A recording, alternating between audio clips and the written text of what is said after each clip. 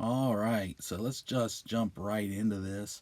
I did get this PowerPoint from Miss Susan Poger from Horace Greeley High School. I added a few slides, I took out a few slides, but pretty much it is her work that I am using. I use some of her PowerPoints. You can see them at pptpalooza.com. I felt like this one was excellent, and only with a few modifications, I am using it.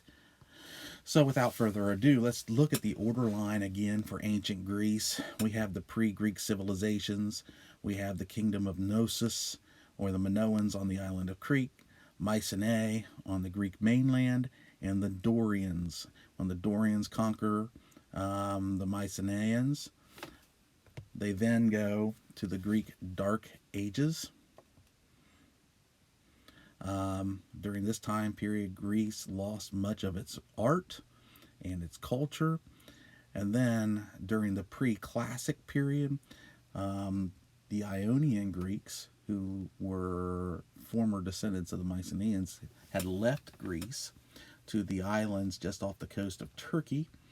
They are going to bring back a lot of Greek culture, but Greece is still not as prominent as we think of when we think of the Greeks.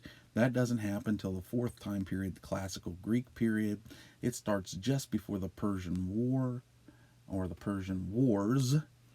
And then there's a time period known as the Golden Age of Athens and the Golden Age of Greece, which lead to the Peloponnesian Wars. The Peloponnesian Wars will be basically Greek civil wars, except the Greek city states, they're independent countries. So Sparta's their own country, Athens is their own country. It's a Greek world war, literally. This will lead to the Hellenistic period of King Philip and Alexander the Great and the Macedonian Empire. All right, without further ado, it is important to point out that there were Bronze Age people who lived in the Aegean Sea area, which you see circled, before the Minoans, and they made works of art much like this. So I don't want you to think that the Minoans are the first people who showed up in the Greek area, but for the most part, when we talk about ancient Greece, we start with the Minoans. And the Minoans lived on the island of Crete. This is review, so I'm going to go very, very quickly. Something I do want to point out are the Cyclades Islands. There are a couple islands that I want you to be aware of. One of them is the island where Thera is. Um, According to geologists, there was a volcanic eruption on Thera around 1400 BC, and part of that island fell into the ocean, creating a tsunami. It most definitely had to have affected the island of Crete and the people on the city of Knossos. It had to have. That is one theory on the fall of the Minoan civilization. Another island I want you to be aware of is the island of Lesbos. Lesbos, in Greek mythology, was an island of all women. Um, that was not true in reality, but I do want you to be aware of that. And then the island of Rhodes.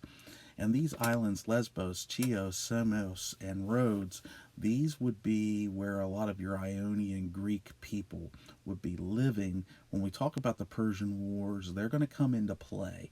So I want you to know where they are. Anatolia is basically modern day Turkey. And then the Balkan Peninsula, off the Balkan Peninsula, you have the Peloponnesian Peninsula. That's where Sparta will be later, and that is where the city state Mycenae is in earlier time periods. All right, now this is an artist's recreation of the Palace of Knossos, which we talked about in our earlier PowerPoint. If you remember, it had over 1,500 rooms. Here's an aerial view of that same thing. And at the palace of King Minos, you had this fresco painting that you can see up there on the wall. And if you guys watched the videos from before, you should have seen the frescoes and how they made them. But you can see that the dolphins on the wall and the art of the Minoan people. Also, you can see the toilet bowl, so to speak, that is there.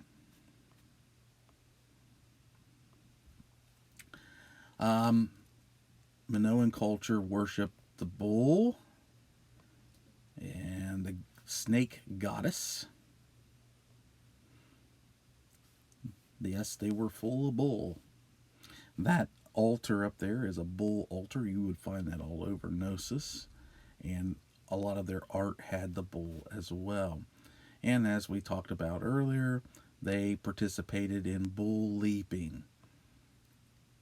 Now, the Minoans participated in trade. That's what made them strong. Their city did not have a wall around it. That's important to point out. And they invented a ship that the Greeks would later use called a bireme or a trireme ship with a pointed point on the front, a raised back, a sail, and many oars that men could row across the Aegean Sea. We know that sea life was very important to them because of their art. Here you see the dolphins, and down below you see an octopus. Okay, and they had a kind of writing called Linear A. Yes, it is undecipherable. We cannot read it today. If you want to become rich and famous, learn to decipher Linear A, and you will become a very wealthy man or woman. I promise you. Because all these writings of the Minoans and the Mycenaeans, we can't read them. It would be nice to be able to read what they wrote down. The big question was what exactly caused the end of the Minoan civilization, and the truth is, we don't exactly know. One of the theories is that volcanic eruption on Melos that led to a tsunami and an earthquake, but as we talked about earlier, there's evidence that the Minoans were trying to rebuild after that, and then all of a sudden there was a collapse. Why? Truthfully, we don't know. After that, they were followed by the Mycenaeans. They lived on the Greek mainland in the Peloponnesian Peninsula and the Cyclades Islands. Sir Heinrich Schliemann was the one who discovered them, and he was able to discover them by finding archaeological hills called tells. And by digging on these tells, he was able to find the city of Mycenae. Here you can see the Lion's Gate that you would walk through as you were approaching Mycenae. The Lion's Gate was part of their worship. They used a kind of writing called Linear B. Again, we can't read it. We do know that they got in a war with the city-state of Troy at the Hellespont. And the real reasons for the Trojan War, the mythical reasons had to do with Helen of Troy. And Troy was a very defended city built in an ideal location. However, when Heinrich Schliemann discovered Troy, we found out that Troy has actually been destroyed 7 times. And Homer's Troy was only the 5th one. Here's the wall surrounding the original city of Troy and the recreation of Troy as well. Here's the dome of King Priam's treasury. And a lot of the things that were discovered, Heinrich Schliemann would have his wife wear them and take pictures of them with her wearing them. This is the mask of Agamemnon and some weapons and some examples of combat that the Mycenaeans had. Here's the grave circles of Troy, and this is a replica of the Trojan horse, which led to the second time period in Greek history I want you to know about, the Dark Ages. Again, this is review. So I'm doing this very quickly, but during the Greek Dark Ages, you had people moving in to the Aegean region. And these people were generally referred to as the Dorians. However, if you look at the map, many of the people who were living on the mainland of Greece ended up moving to along the coast of Turkey, and these people became known as the Ionian Greeks. Ionian Greeks. At the end of this time period, you had a bard named Homer. Bards were singing historians who used history to teach lessons to their youth. And of course, since the purpose was to teach lessons and less about getting history accurate, a lot of exaggerations ended up coming into these stories. And these Greek myths, as we know them today, these myths, like the Iliad and the Odyssey, would have additions to them made. During the Greek Dark Ages, the arts definitely declined. Here you can look at some of the arts from the Greek Dark Ages, and they look like, frankly, a third grader made them. But that leads us to the colonization and pre-classical Greek period from 750 to 500 BC. And it was during this time period that the Greeks and Phoenicians began to make colonies and re-embrace the arts all across the eastern Mediterranean. In fact, the Phoenicians would make colonies all the way over to the western Mediterranean, even as far away as the Strait of Gibraltar, or past the Pillars of Hercules, as the Greeks would have called it.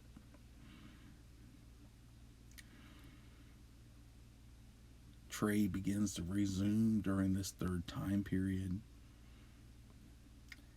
and the Iron Age trade routes would go all around the Mediterranean and Black Sea basins.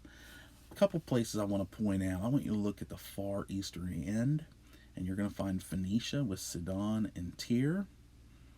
And you'll notice that a trade route goes along the north coast of Africa to Carthage, and that same trade route then continues west along Hippo and Saladay to Tingis and Ganges and Mogador. These are Phoenician city-states that developed during this time period, and you're going to hear more about them when we study the Romans. Now to look at the Greeks. The Greeks who were in the Aegean Sea region are also going to begin to move westward. So if I want you to look at the island of Sicily, which is just off of Italy, and you will start to see some Greek city-states in that region. And you'll see some Greek city-states forming as well along the Adriatic Sea region. All right, we're going to talk about the evolution of the alphabet later by watching a video, but for right now, I want you to understand that the Greek alphabet came from the Phoenician alphabet, and the reason makes sense. The Greeks and the Phoenicians traded together. Eventually, the Roman Empire, or the Roman people who spoke Latin, would adopt the Greek alphabet, and that would become the Latin alphabet. And then, of course, the Latin alphabet is the basis for our modern alphabet in the English language.